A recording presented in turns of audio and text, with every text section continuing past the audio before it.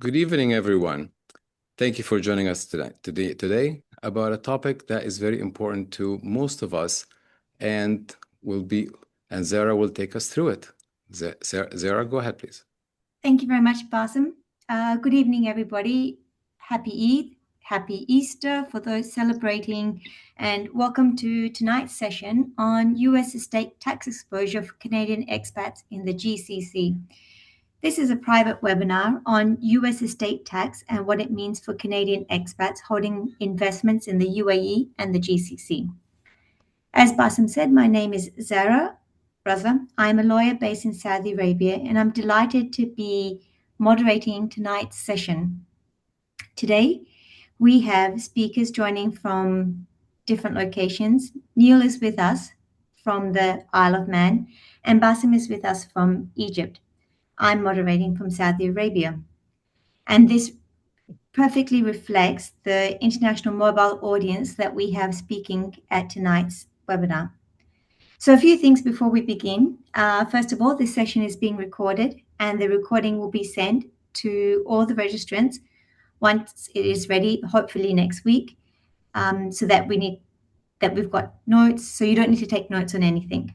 If you have any questions, please could I request that you drop it into the Zoom chat at any time, and we will address all questions towards the end of the session. After tonight, you will also receive a short survey. This will take less than a couple of minutes of your time, and it helps us to make future sessions more useful. We would really appreciate if you could take a moment to fill this in. Moving along, you will also receive 2 complimentary resources, a US estate tax exposure checklist that you can access on your own, and a guide called 5 Questions to Ask Your Advisor. These both are free and they will be downloadable. So tonight's session, everything is educational. It does not constitute any form of investment or tax advice. And you will hear from our speakers. And as you will hear from our speakers, your situation will be specific to you. Tonight's session is just an overview, general session. So now let me please introduce you to our 2 speakers who are going to make this session genuinely valuable.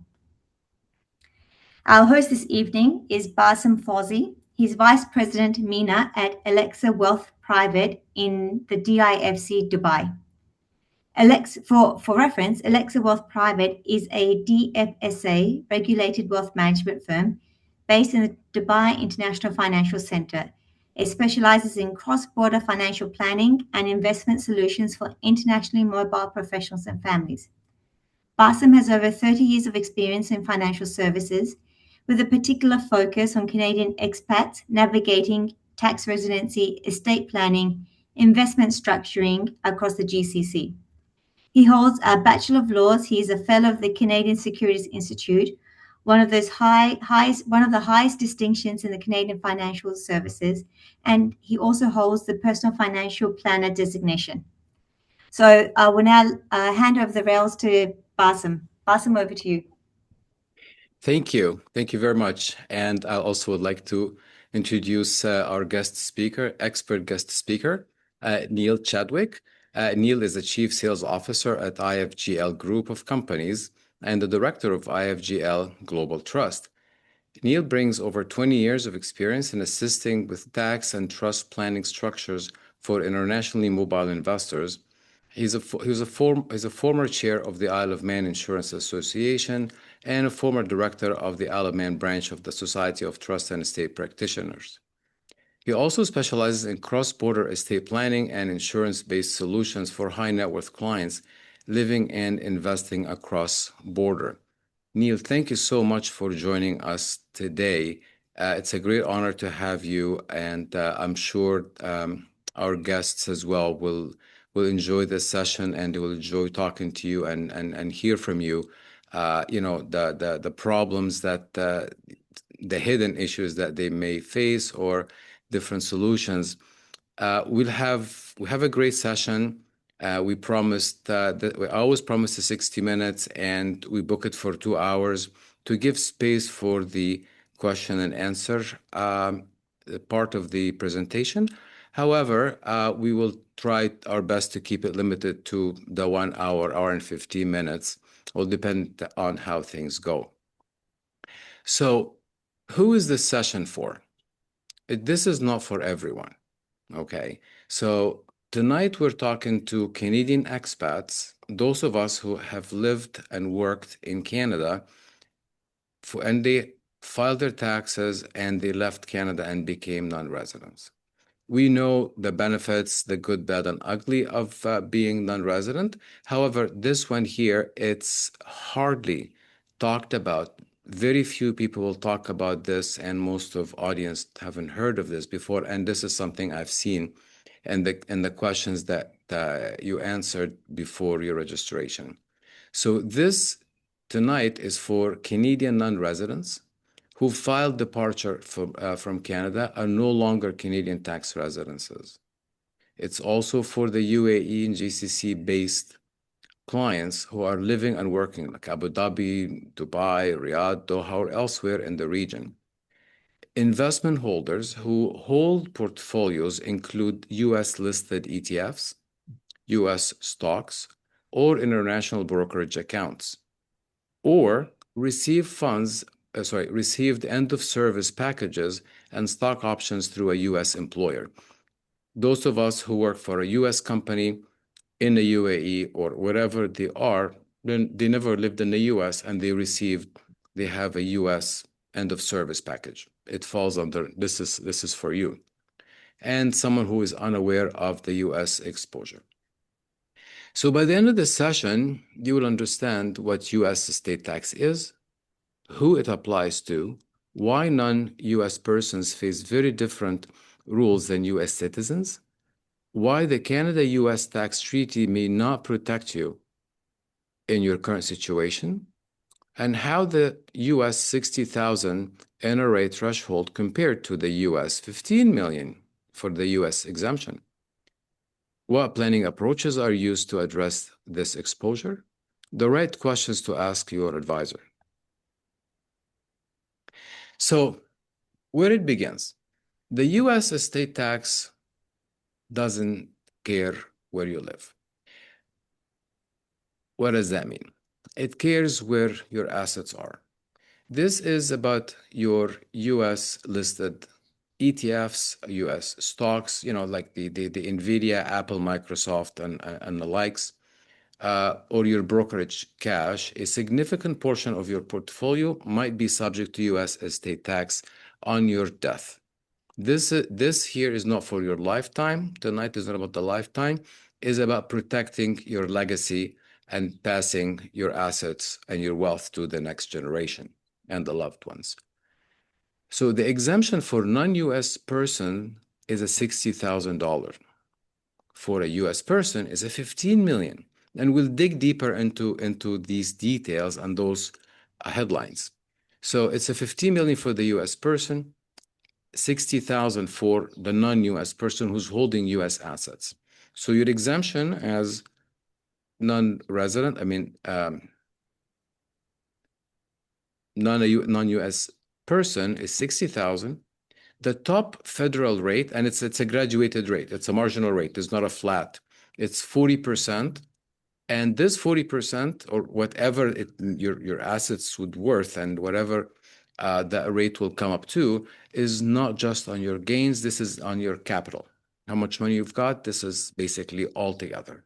The U.S. person or the U.S. person exemption is 15 million. So typically, what is a U.S. Citus asset in general? These are your U.S. ETFs, like the VTI, the VOO, QQQ, IVV. These are registered and domiciled in the U.S.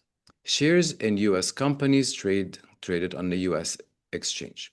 U.S. corporate bonds, U.S. real estate investment trusts, U.S. cash held in U.S. custodian or U.S. linked broker, U.S. real estate, apartments, land, your U.S. stock options, like as I mentioned earlier.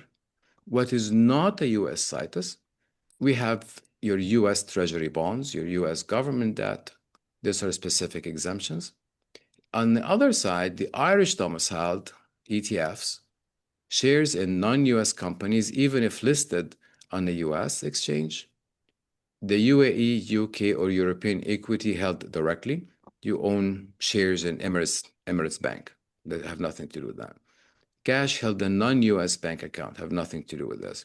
Canadian registered accounts, RSPs, TFSA, there are specific rules applied to your TFSA.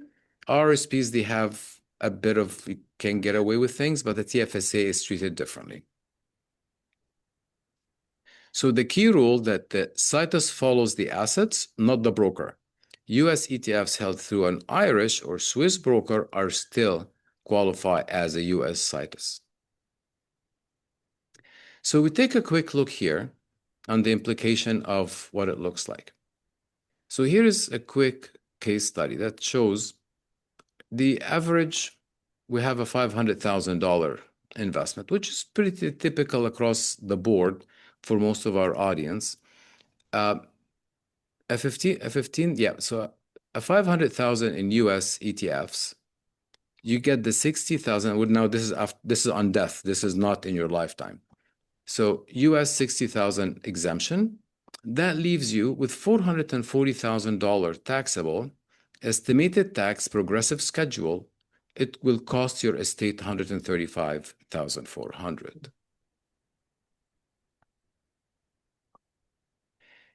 Now, as a Canadian resident for tax purposes, there is, just making this clear, there's Canada-US estate tax treaty. It protects and it doesn't protect. What the treaty offers, Canadian residents who are non-resident aliens of the US may be eligible for a proportional share of the full 15 million US unified credit, rather than a 60,000 NRA threshold. So the proportional credit, that means you got my US situs assets divided by my worldwide income, multiplied by the 15 million, that will give me how much I'm protected. So this example, if 40% of your assets is US situs, you could access 40% of the 15 million or 6 million of exemption. In this case, could be well protected. The treaty applies, though, to Canadian resident of Canada, not all Canadian citizens. There is always a difference. We have to always differentiate between a Canadian citizen and a Canadian resident. I can be a Canadian resident without being a Canadian citizen. However, this treaty protects you as a Canadian resident you file your taxes for a resident for tax purposes. So if you've been in the UAE for many, many years, and you've broken your Canadian tax residency, you may not qualify for this treaty. Treaty residency is specific legal analysis, so please understand that you will always need to get legal advice and a tax advice on that. It's distinct from being Canadian. And don't assume treaty protection without professional assessment. So assess your treaty eligibility. Does your residency history qualifies to be a resident of Canada? What proportion of this is your worldwide estate in the US, your US situs? Compare your US situs assets to the proportional credit available.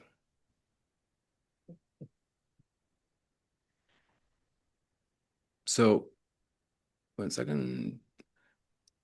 So what happens? So now there is a lot of things we're talking about here. So in the reality, and Neil, I would love for Neil to go back and revisit this topic, because this is something that he deals with, day in and day out. So number one, Neil, would you like to take it from here instead of we revisit this again? Yeah, sure. No problem at all. Okay. So it's not always about the tax, and I think that's a real important thing to take away from the session and the various aspects of it that we're going to cover. Yeah, the tax is very important, but we've also got to factor in the actual delay that the estate could experience whenever they're potentially trying to access the assets and distribute them in accordance with the will or wishes of the deceased. So the first thing that will need to happen if you've got assets with a brokerage or anywhere will be that your estate would need to notify them that the owner has passed away. At that point in time, it's highly likely that the account will be frozen and nothing further can happen on that until US tax forms have been submitted to the IRS and IRS have provided the estate with clearance. Now, those points on their own can take a long period of time, because before you can actually notify and deal with the IRS, you'll need to prove that your individuals have actually got authority to be able to act on your behalf. So typically that would mean that they would have also need to gone through a probate process, executorship process in the country where the deceased passed away, to demonstrate that they've actually got authority to be able to act on behalf of the estate and approach the investment providers, brokerages where those assets are actually held. So let's say you've got through all of that process. You then need to look at the actual tax that may be due and pay any tax over before clearance is provided. After all of that, clearance is given to the account holder, or where the assets are held, in order for access to be granted to the estate, for the assets to be distributed in accordance with the wishes of the deceased. So it's really not a straightforward process at all, and can depend to a large degree on how complicated a person's affairs actually are in their own country. So although they might need to get, IRS clearance, their affairs may be so complex elsewhere that their executors of their estate, may not be actually be in a position that they can actually approach the IRS. The other point that is really important here is that the IRS doesn't automatically recognize that someone has passed away in a jurisdiction that's got a double taxation agreement with the US and is able to claim treaty relief.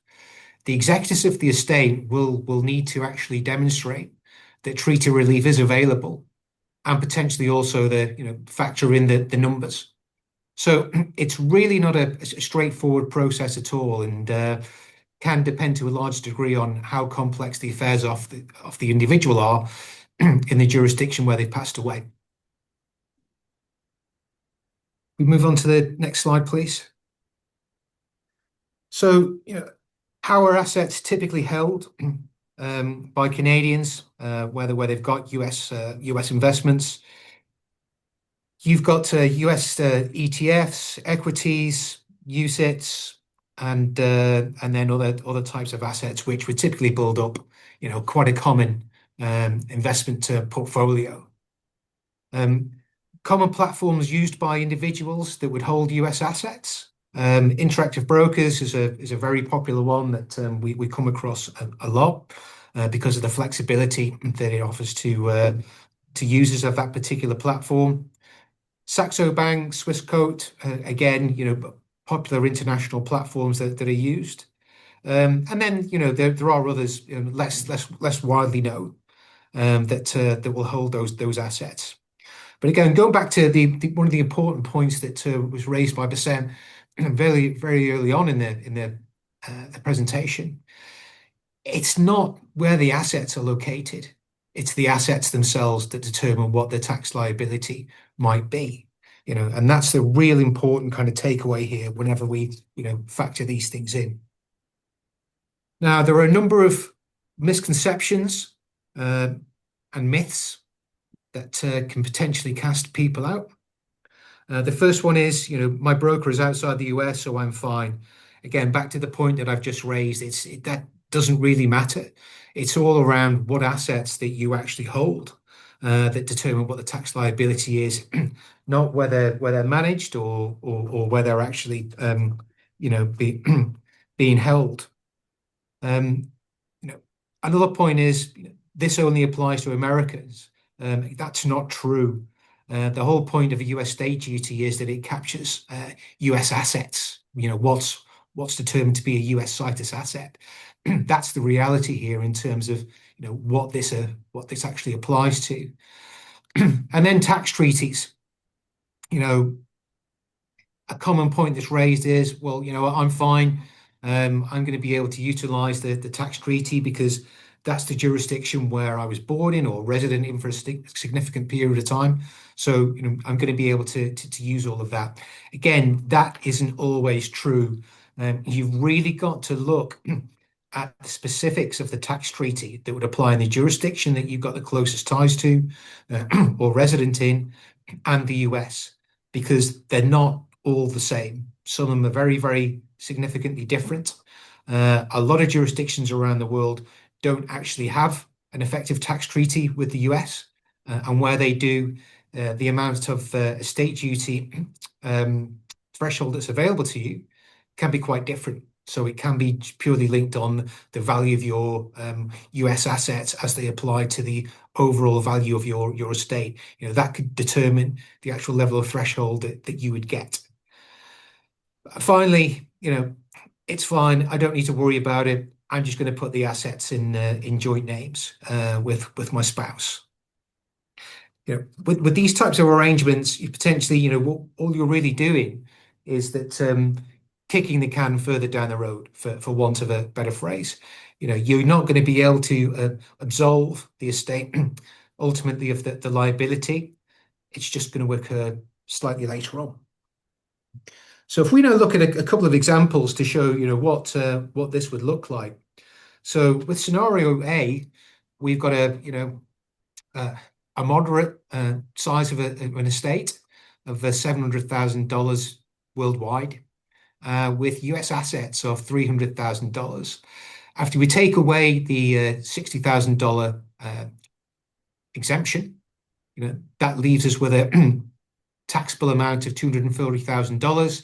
And then when we provide the various levels of tax that would apply, the proportionate tax rates that the US would apply, you've still got a tax liability there of over $60,000, which, if you're completely unaware of it, or rather you won't have to worry about it, it's your estate are completely unaware of it, that's still a significant amount of tax to pay.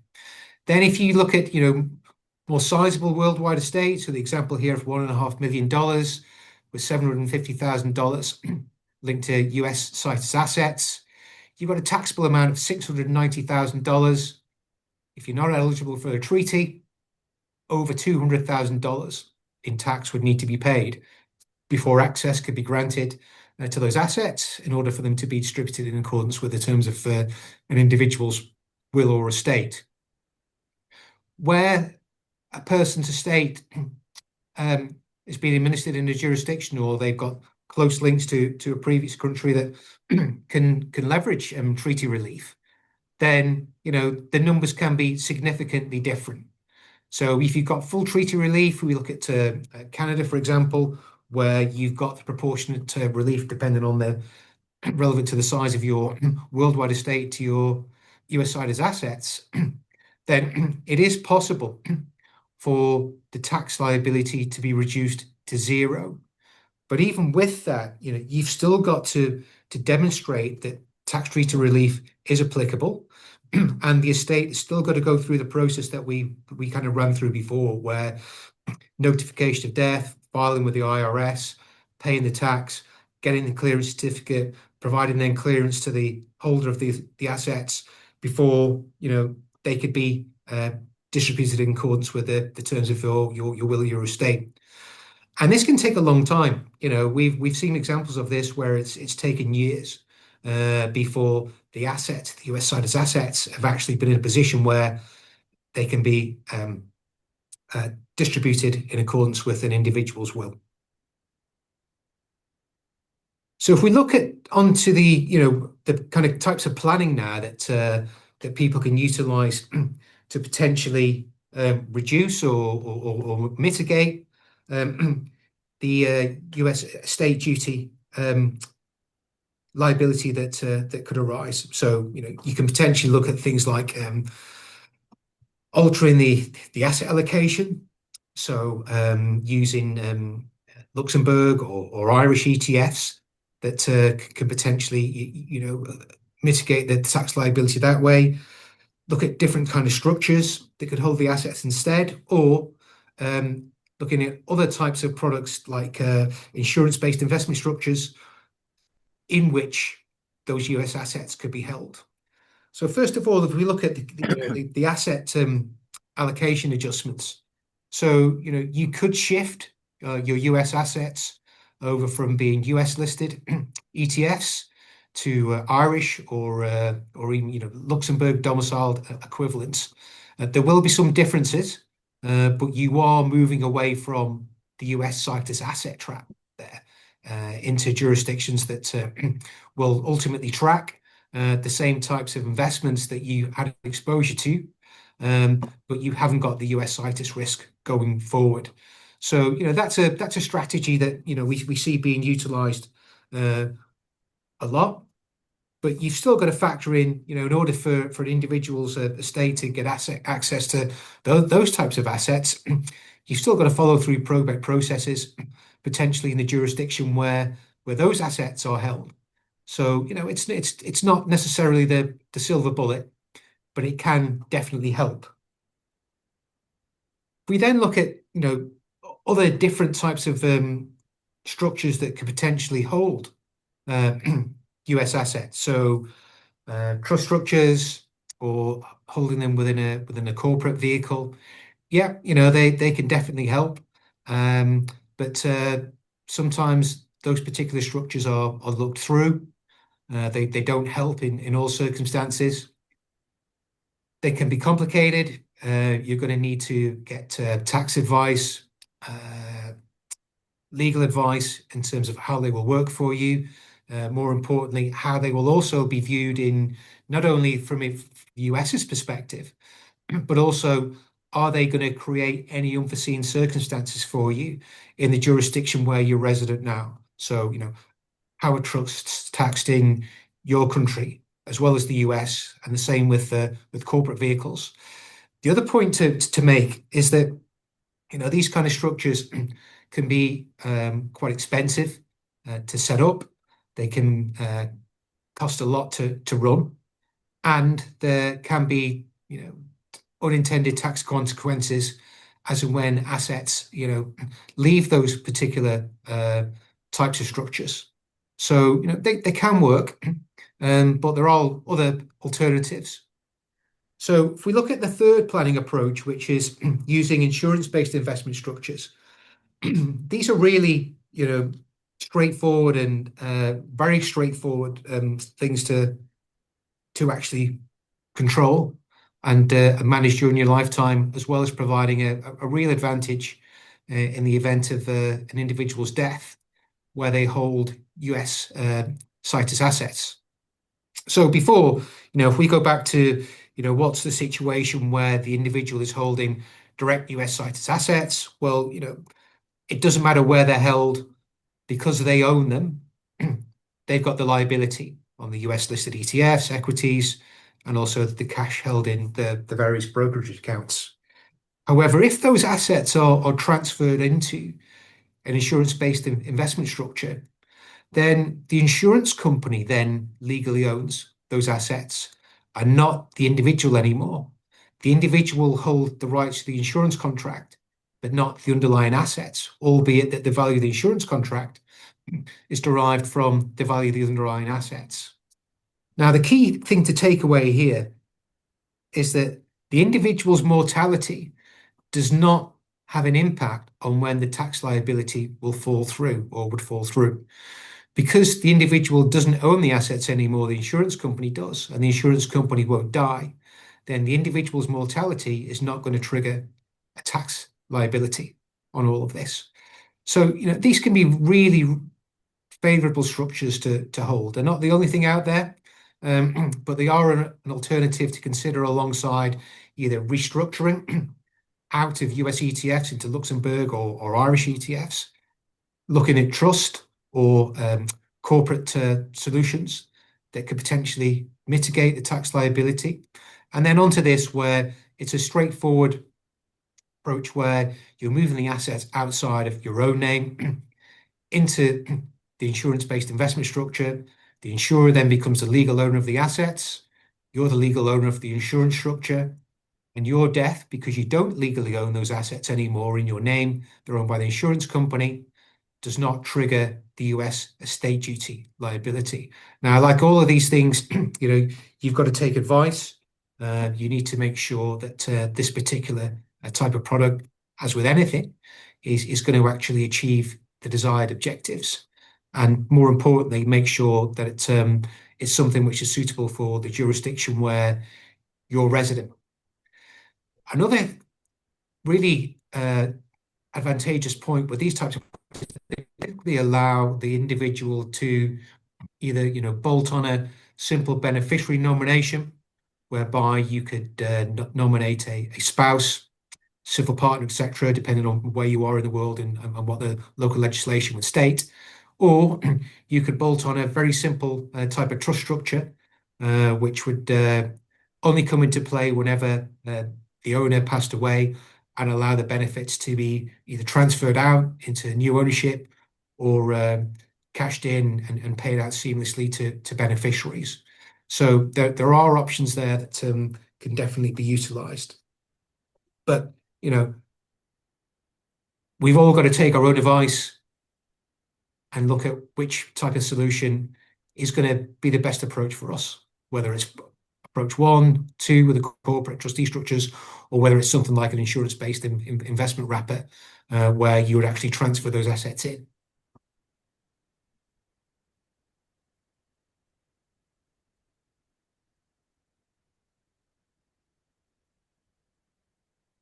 So if we look at a case study now, in terms of what the difference could be, in terms of how those various different options could be used. Before doing any planning whatsoever, then we've already talked about this. You've got to look at where the assets, what they are, where they're held, doesn't typically matter. Look at the proportion of the individual's US estate as it applies to their overall worldwide estate. See what thresholds are available, where they are available, and then potentially we're going to end up there with a tax liability. You've also got the real risk, which is more important to a lot of people that I speak to, is that the account's being frozen, and quite often estates can be asset rich and cash poor, and there may also be inheritance tax or estate duty liabilities that could need to be covered in the deceased's home jurisdiction. However, with planning, the US estate duty liability can be mitigated. So you've got the ability to be able to use treaty relief first and foremost. You've got restructuring that could take place, so moving away from those US ETFs into other jurisdictions alternatives, albeit that there are some slight differences. And then finally, you could also look to factor in some restructuring using these insurance-based investment wrappers, whereby the legal ownership of the US ETFs is changed into the insurance company, and therefore the individual's mortality won't necessarily trigger an estate duty liability. As always, you've also got to factor in very important considerations such as wills. They've got to be in place to make sure that the executives of your estate actually know what they're going to be dealing with. And then, as always, people's circumstances change. So it's always really important to make sure that you're undertaking a constant review program to make sure that you're in the right solution for the right reasons. And more importantly, that it's going to have the right outcome for you.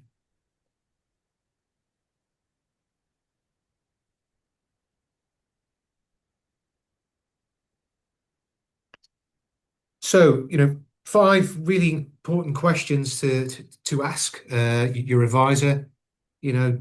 Are you able to qualify for treaty relief of Canada? Are you certain of your current residence position? Have things changed without you inadvertently understanding, what's actually gone on? Where you are, able to leverage treaty relief? What proportion of your US assets can compare to your worldwide estate? Because that's going to determine what level of estate duty exemption threshold you can actually get. And then, what's the most efficient approach that you've got for your situation? It may be that you utilize a combination of multiple approaches. Again, all of these things are very real to you.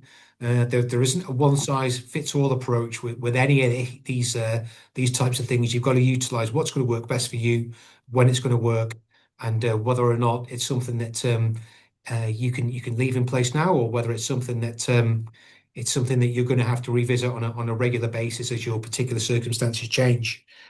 And then finally, what are the costs versus the benefit?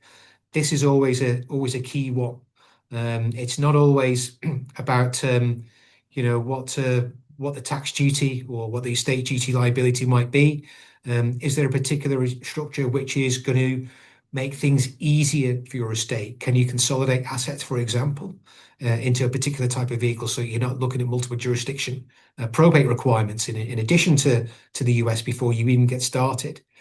And then, finally, how do you coordinate all of this with your broader estate plan? Most individuals will have assets in multiple jurisdictions, not just US cited assets. So, are there structures that you can utilize that can potentially help you with cross-border planning with different types of assets? So, Basim, I think that brings us on to questions. Yes, thank you. Thank you so much, Neil. We received a lot of questions with the audience while they were registering, and we did a few things. Some questions were common and some questions were unique. So we amalgamated them, the individual and the common questions. We amalgamated them, in one scenario. And Zara, you still with us?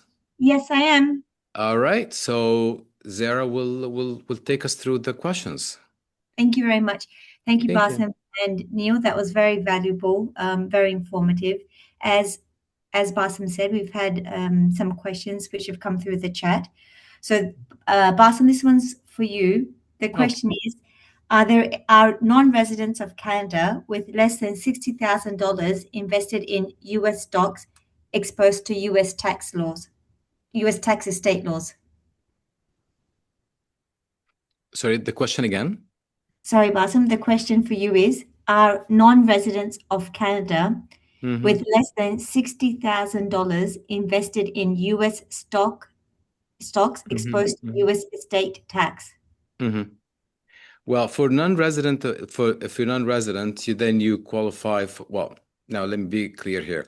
There is no straight yes or no answer here. Each situation is different and need to be reviewed individually. However, as a general rule, the answer is you're protected. Well, basically, you have up to $60,000. Well, you're protected up to $60,000 from U.S. estate tax. Now, this is not a blanket answer. I get nervous when I get straight questions, to the general. It's a situation that need to be reviewed individually, but generally it should qualify, yes. Thank you very much. The next question, Neil, this one's directed for you.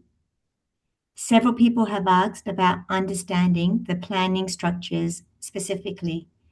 Neil, can you please walk us through what options actually exist for investors in this situation? It will depend on the types of assets that you've got. So, if you look at kind of more liquid assets like stocks, ETFs, things like that, then it may be that you can potentially look at one of the three options that we covered there. So moving away from direct US exposure into other jurisdictions that can provide assets which will track US assets, but will remove the individual from having the individual exposure. Where you've got land, property, that's a completely different ballgame. And that, that's something which you're really going to need to take advice on to determine, what's going to be the better outcome in respect of all of that. And then, you've got very simple pieces of planning that you can undertake, again, where you've got kind of liquid assets where they can be moved out of your name into the insurance wrapper that we talked about before, whereby the legal ownership is changed, and therefore the individual's mortality is not going to trigger a US estate duty event. But, like Basim said, there's no one size fits all answer for all of these things. They can all be very, very specific to the individual that's asking the question, because people's estate are not usually that simple. Thank you. My next question is directed to both of you I guess it's got two separate parts. The first part is to you, Basim, and the second part will be for you, Neil. The question is, what estate planning actions are most effective or efficient to reduce taxation and address the probate issue? Well, it's a blanket question. And thank you very much for this question. It's really good. The best planning approach to this situation is sit down with your advisor, and then you get legal advice and tax advice. It depends on where you are, and most importantly, what are your objectives?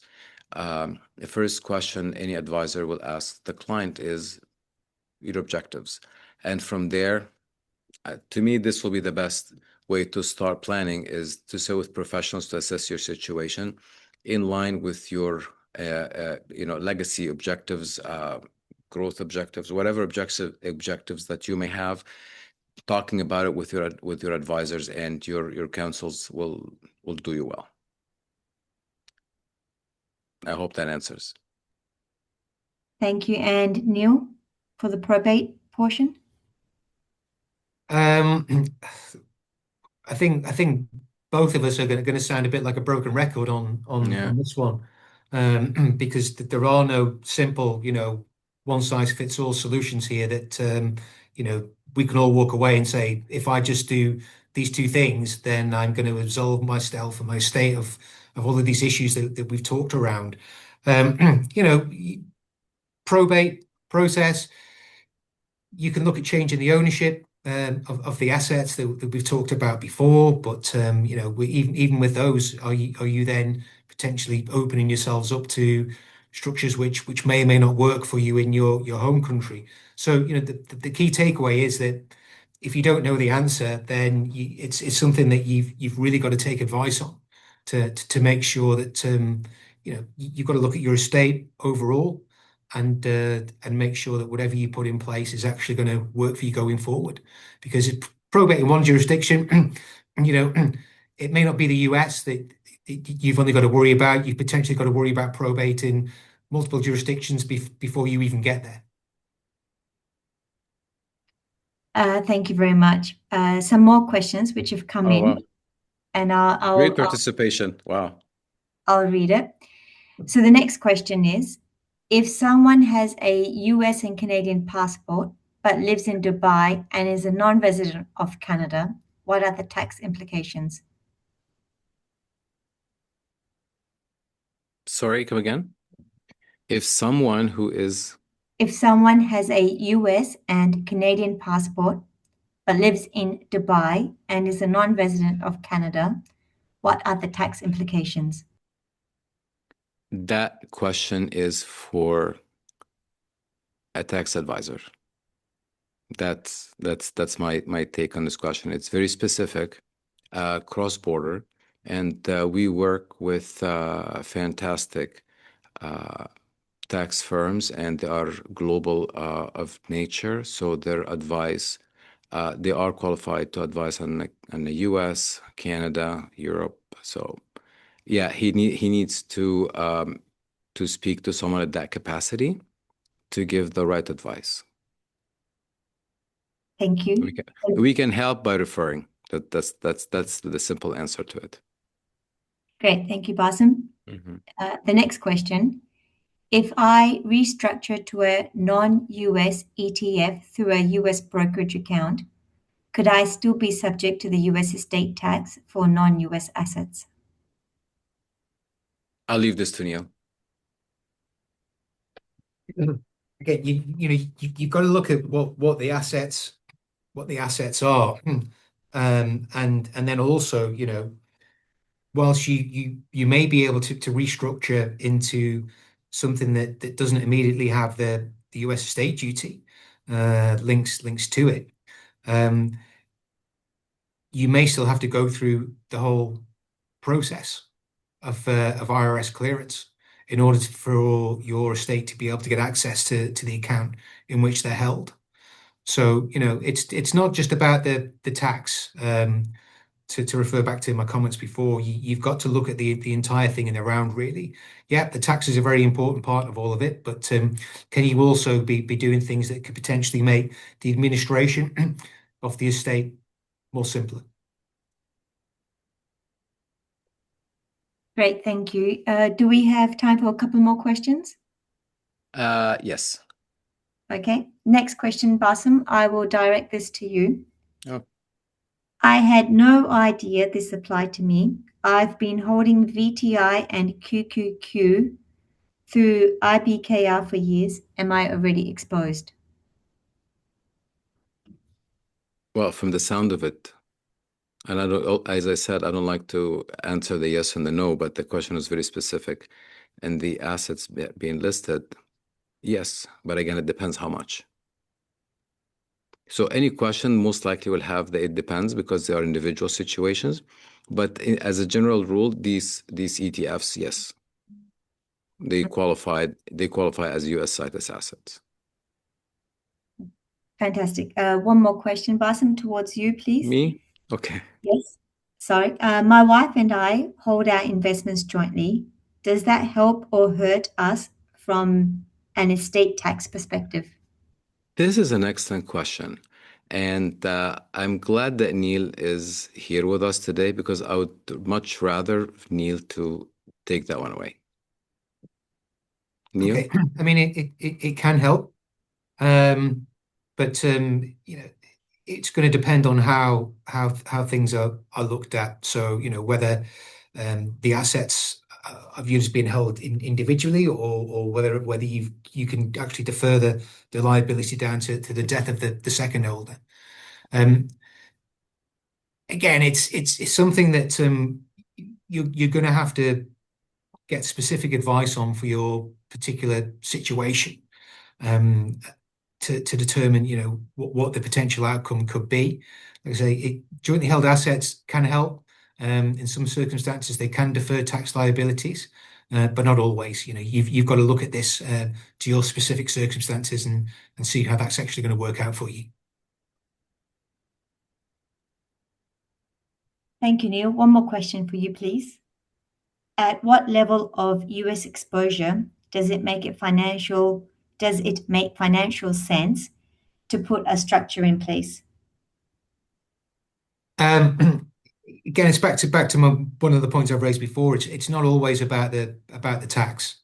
Whether you've got assets that are going to be under the 60,000 threshold, assuming that your estate isn't going to be able to leverage any kind of treaty relief, you still got to go through the process of being able to access those investments in the first place. So, whilst you can get to the end of all of that, and there may not actually be any US estate tax to pay, if you were to look at the other options that we've discussed on the presentation that could potentially be alternatives, these are things that you've got to look at based on your own personal circumstances in terms of the numbers that they are. The numbers are going to be material for different people in different positions. So there isn't, again, a specific number where you can say over above X threshold, then you have to do this, and under this threshold, you don't need to worry about it at all, because there's two different aspects. One is the tax, and the other part is the estate administration. So you've got to look at both of them at the same time. Thank you very much. Thanks, Neil. Basim, a question for you, please. Okay. I hold CSPX through my broker. Is that still exposed even though it tracks the S&P 500? Okay, so I have to admit I'm not familiar with this particular one.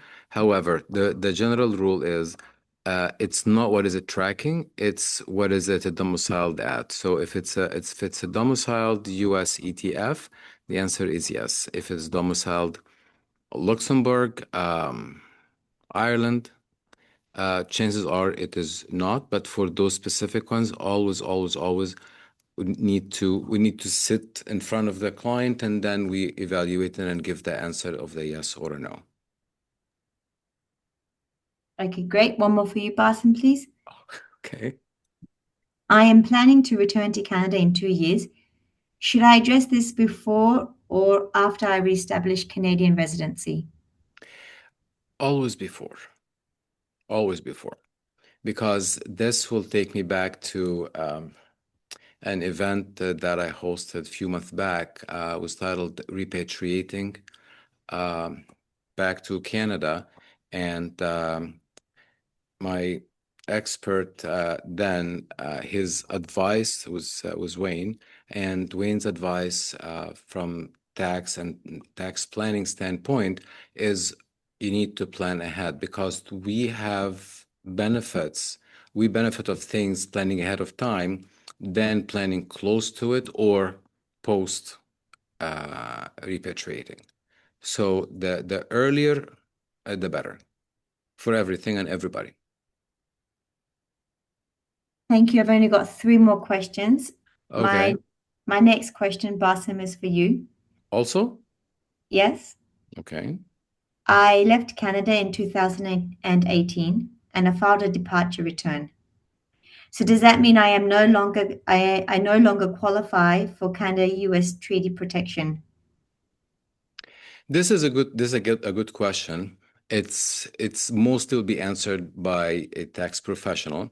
However, this is an incomplete piece of information for me or anyone to say it's done because filing a departure, your final departure tax, filing the act of the filing on its own does not warrant the non-residency status, right? Whether it's approved, whether CRA see it this way, do they agree with you? Do they challenge you? That's why this is a part information. The action is I filed. But what happened after I filed, I don't know. Hence, I can't answer that question because I don't know the current residency status.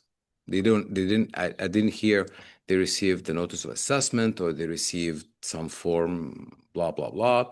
But we can always bring this back up next month in another webinar. I will invite my guest speaker, Wayne, and we go at it again. In fact, we had a roadshow in Dubai, Abu Dhabi, and Riyadh recently, talking to Canadian expats about their tax situation, tax position, and we'll be happy to refer that question to Wayne when we have a chance. Thank you, Basim. This next Tough question questions. Tough questions. This next question is directed to the both of you. Oh, it's yours, Neil. So the Go ahead. question is, what actually happens to the account when someone passes away? How long does it take for the family to access the assets? Okay, I'll pick that one up. It's yours. Yeah. So the family are going to have to, they can't just contact the provider of the asset. So if they're held in a brokerage account and say, hello, I'm spouse or daughter or son or whoever, this is what's happened. The owner has passed away. Can you give me all of the proceeds or transfer the account over to me? That just doesn't happen. So there will need to be a process that would need to be followed, which will differ depending on where the account's actually held, because each jurisdiction might have a slightly different approach in terms of how and who they give access to accounts after the death of the owner. So if you follow a typical probate process. So first of all, you would have executors that would be named in a will. Those executors would then need to approach the jurisdiction where the client, the individual passed away, demonstrate that they have got authority to be able to act on behalf of the deceased in that jurisdiction. After that's happened, so we'll call that local probate. So they've got probate in the jurisdiction where the individual is most closely associated. They will then go to the jurisdiction where the account is domiciled, and then have to ask them, what process needs to be followed there. So if you look at Ireland, for example, Ireland might reseal the probate letters of administration issued by another jurisdiction. Other jurisdictions won't do that, and you'd need to go through a process in that jurisdiction in order to get clearance before you can even apply to the provider of the account. So these things can take months and years. As a good benchmark, I think you've got to look at least 6 months, and that's where the individual's estate is uncomplicated, and local probate can be obtained very quickly, and then you can then start to follow the process that's required in the jurisdiction where the assets are held.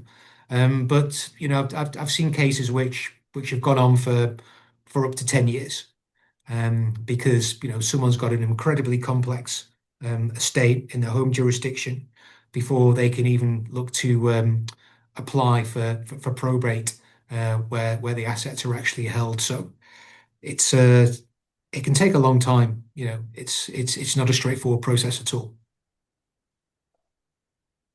Thank you very much. And the very last question from the chat is, who would be the referral for the tax questions regarding US and Canada? We can address that individually. Yes, we can do that. We will reach out afterwards, and then we'll be happy to connect them. Okay, fantastic. Well, there's no more questions, and that brings us to the end of this evening's session. Thank you very much, Bassem and Neil. That was very informative. I learned a lot. And also to everybody who's joined us, all the attendees, thank you very much. The recording will be sent to all the registrants once it is ready next week. You will also receive a short survey in your inbox. Could we please request you just to take a minute to complete it, as your feedback helps us in what we do next. And just some final housekeeping. As promised, 2 complimentary resources will be in your follow-up email: the US Estate Tax Exposure Checklist and the 5 questions to ask your advisor guide. Both will be yours to keep and are complimentary from tonight's session. If you would like a private conversation about your specific situation, Bassem is available for a complimentary 30-minute consultation. The booking link will be in the follow-up email as well. Finally, on behalf of Bassem Fawzi and Neil Chadwick and the team at Exilla Wealth Private, thank you very much, everybody, and good night. Thank you. Thank you, Neil. Thank Thanks, you. everybody. Thank Thanks. you. Goodbye.